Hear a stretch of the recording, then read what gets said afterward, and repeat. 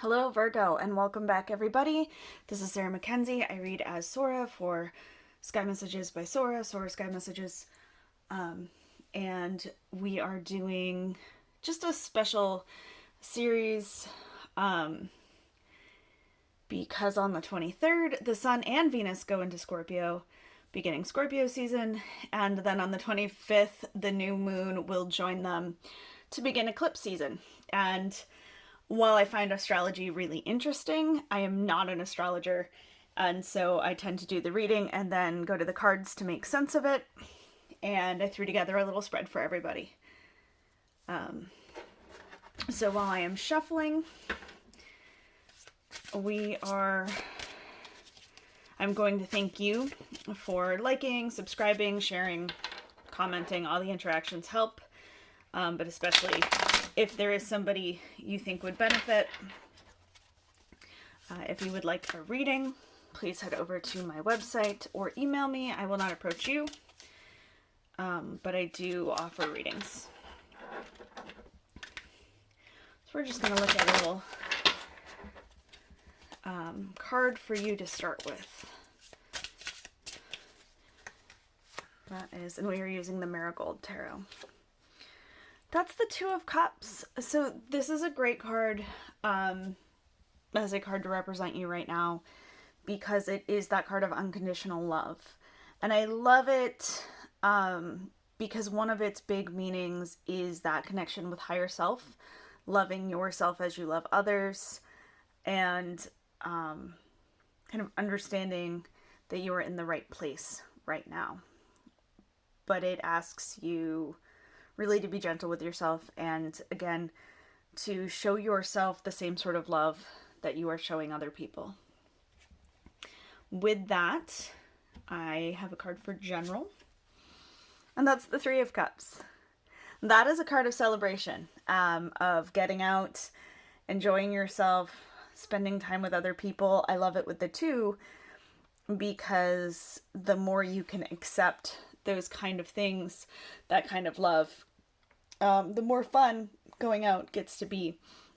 So there's a lot of time with other people here and enjoying it and knowing that you are worthy of it.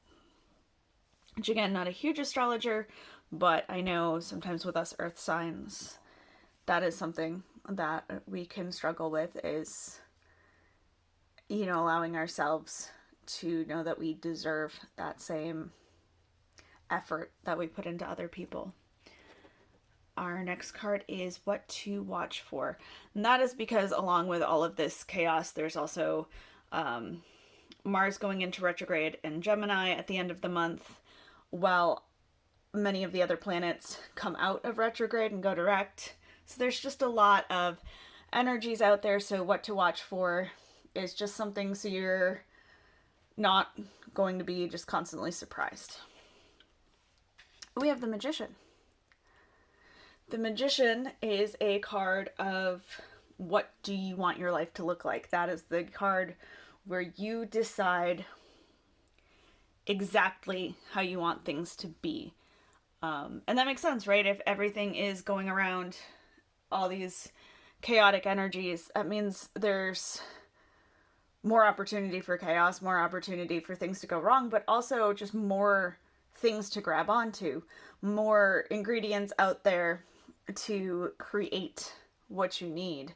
So what to watch for is less about the what do you want your life to look like aspect, but you do have to have that clear mind, that clear picture of what you want, and more about the what to watch for is those opportunities to get that. The Magician wants you to have a very clear view of what you want, specifically so when those opportunities come up, you can take it. So the what to watch for is that idea of where you can just take that, where you can run with these opportunities and go into what it is you want in your life and creating that. With that, we have what needs to be healed. That is the Five of Wands. Here, that really feels like the need to be perfect. The Five of Wands is often a card of training and pushing yourself to be better, which is absolutely important.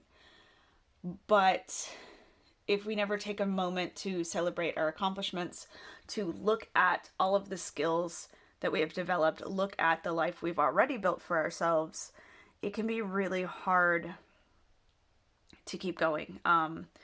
It can be really hard to ever find a place where you are content.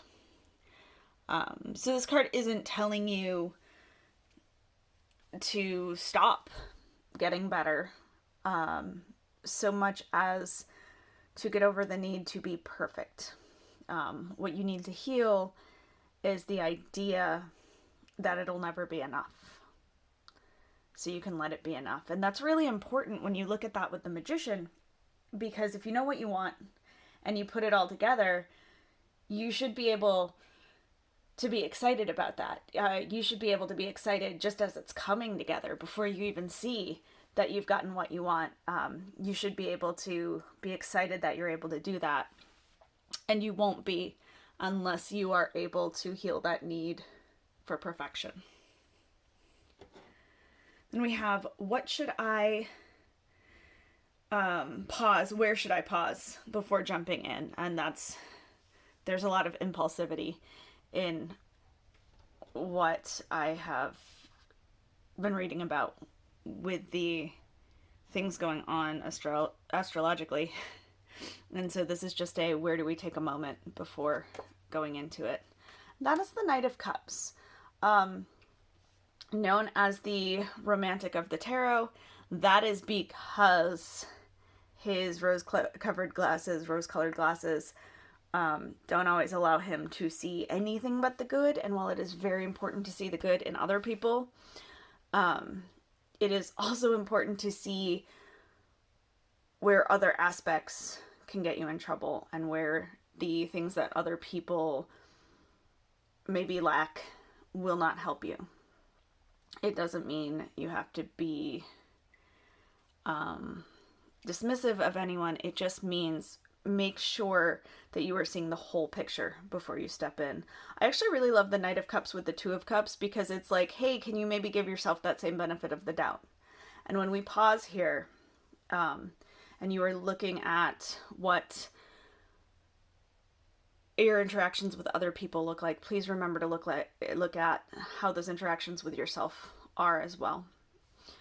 And then finally, I'm going to take the Shadow card. That is the hidden elements. That is the area that ties everything together in a reading. And that is the Queen of Wands. She goes so well with the Magician because she is known as the most attractive of the tarot cards. But that is less about her beauty and more about the fact that she gets what she wants. And she gets that way by having that balance between compassion and passion. She helps other people reach their goals, but because she also shares her goals, people are quick to help her. There's a magnetism to her, a charisma. And I love these because even with all the chaos and even with the varied questions, they all come together, right? They say, what do you want? What do you want your life to look like? Who do you want to help? And can you let them help you as well? Overall, you need to be able to accept the love and support that you are giving others. And you just need to make sure that you are in the best situation for yourself and let everything fall together. Thank you so much and have a wonderful month.